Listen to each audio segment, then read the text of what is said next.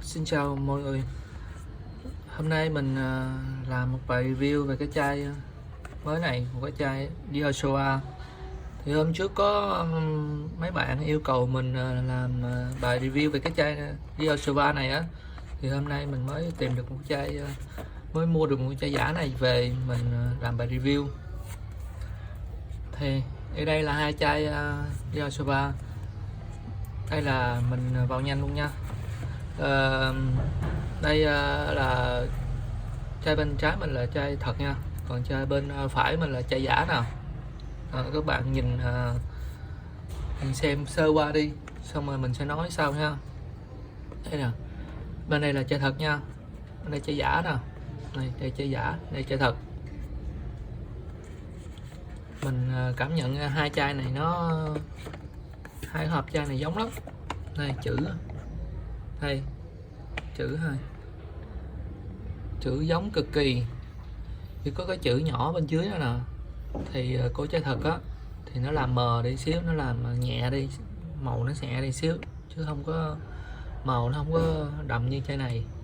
Đây mình sẽ soi sát lại cái chữ của nó để mình có phân biệt được không. Đây, này nhìn hai chữ đây,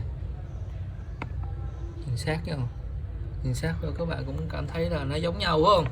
Ok, rồi mình xem cái bên hông. Cái gì đằng sau lưng. Đây cái chữ bên dưới nè, nó cũng nhỏ và nó nhỏ mà nó cũng nhỏ mà nó cũng màu nó cũng nhẹ đi, không có trắng. Đây chữ ở đây thì nó hơi nè, chữ ở đây thì nó hơi đậm tí xíu. Đây phía sau lưng. Ok, thì chữ chai thật á thì nó cũng nó mờ đi, nó mờ đi nhưng mà nó rất nét nha các bạn. Nó mờ đi chứ không có nghĩa là nó không thấy đường nha, còn chữ đây thì nó đậm hơn thôi. Và các bạn nên nhớ là những cái mã vạch này nè, những cái mã vạch này là những mã vạch của sản phẩm, để người ta nhận diện được sản phẩm từ sản xuất từ nước nào thôi. Nên khi mua hàng ở những chỗ bán hàng giả, cái mã vạch này bây giờ những cái chai giả này nè, nó làm rất là tinh vi nha. Nè, những chai giả nó làm cái mã vạch nè, làm giống y như chai thật luôn. Đó, cái mã vạch này nè giống y như chai thật luôn. Nên khi mà quét mã vạch bằng những cái phần mềm check code đó, thì nó vẫn ra bình thường nha. Chai thật check ra, chai giả check ra. Nên những người bán hàng mà rẻ trên mạng á, các bạn khi mua á thì nên đừng có quan tâm đến những cái mã code này. Người ta bao check code gì đó thì không có ý nghĩa gì đâu. Bao check code thì code giả nó cũng ra, mà code thật nó cũng ra, nên không biết đường đâu mà tính nha các bạn. Rồi bây giờ cái hộp nó giống nhau quá, giờ mình sẽ soi cái phần bên trong ha. Ok,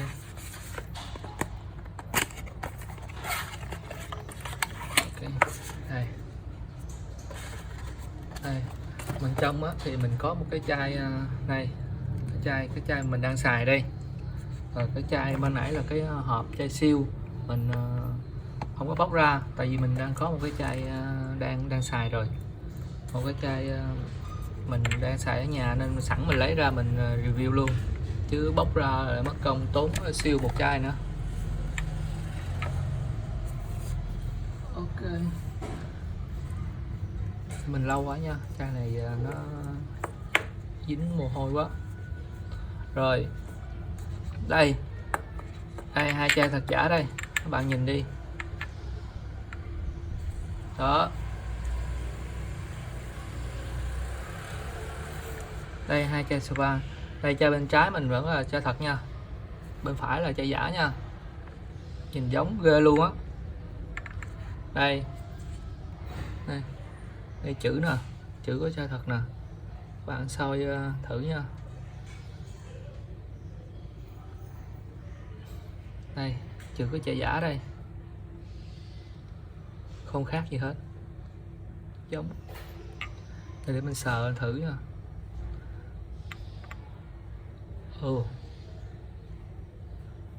Về mặt hai chai như nhau nha các bạn,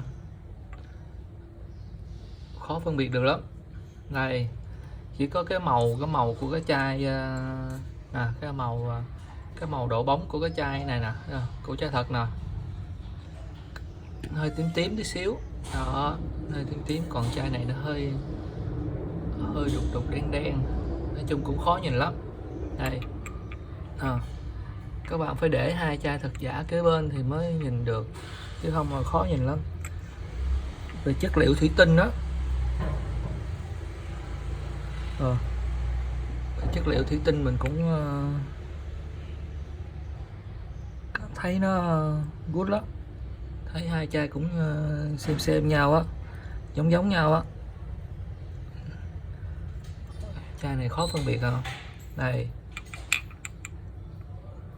chữ giống nhau, là thường mình hay so cái chữ này, mà chữ này cũng giống luôn, chữ bên dưới này cũng giống luôn. Chai giả này tinh tế á.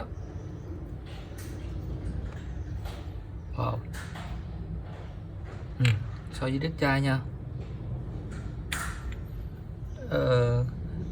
Với đít chai của cái chai thường, những cái chai nước hoa thường có những cái chai nước hoa mà cao cấp hay xịn á, người ta hay in cái mã code lắm. Đây bạn thấy cái mã code không? Cái mã code này là mã code khắc trên chai nha. Đây thử chai giả có không nha.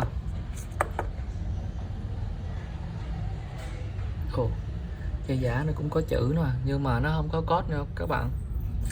Đây chai giả không có code. Đây chai thật chữ khắc rất là rõ ràng. Đây chữ khắc rất là rõ ràng. Đây có code nha. Rồi, còn chai giả không có code nha.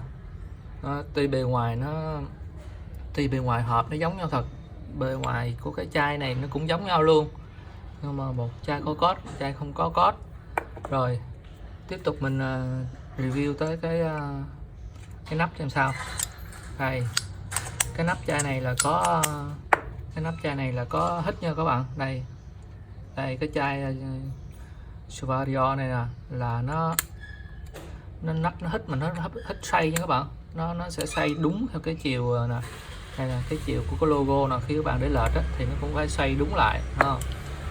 Để lệch nè, đó nó cũng sẽ xoay đúng lại, thì đó là chai thật đó. Các bạn để lệch nè, khi mà ở xuống nó cũng sẽ xoay đúng lại theo cái chiều của cái thương hiệu nha. Còn chai giả để mình xem nó có xoay đúng không. Chai giả này mình tuy là nó có hít á, tuy là nó có 500 hít á, nhưng mà nó không có xoay đúng chiều các bạn.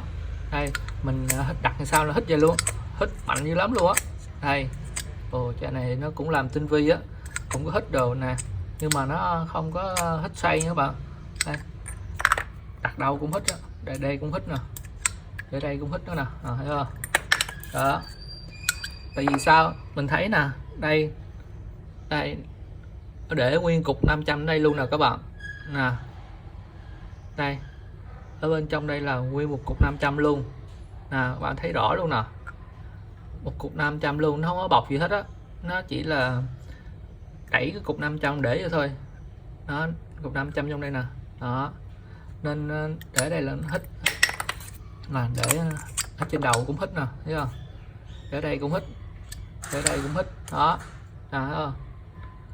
Tại vì bản chất đó là 500 mà, nên để đâu nó cũng hít hết đó. Còn cái chai này á thì khi mà hít á, nó chỉ có hít bên dưới thôi các bạn, còn ở trên không hít nha.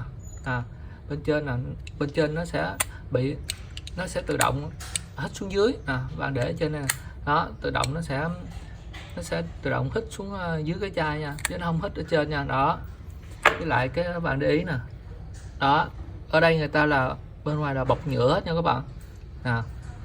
Đây đó, thương hiệu hình con ong bên dưới nè, đó đây đó, thương hiệu nhìn rất là rõ ràng, và cục 500 của nó cũng có đây, nhưng mà được bọc nhựa hoàn toàn hết nha, nhìn rất là đẹp.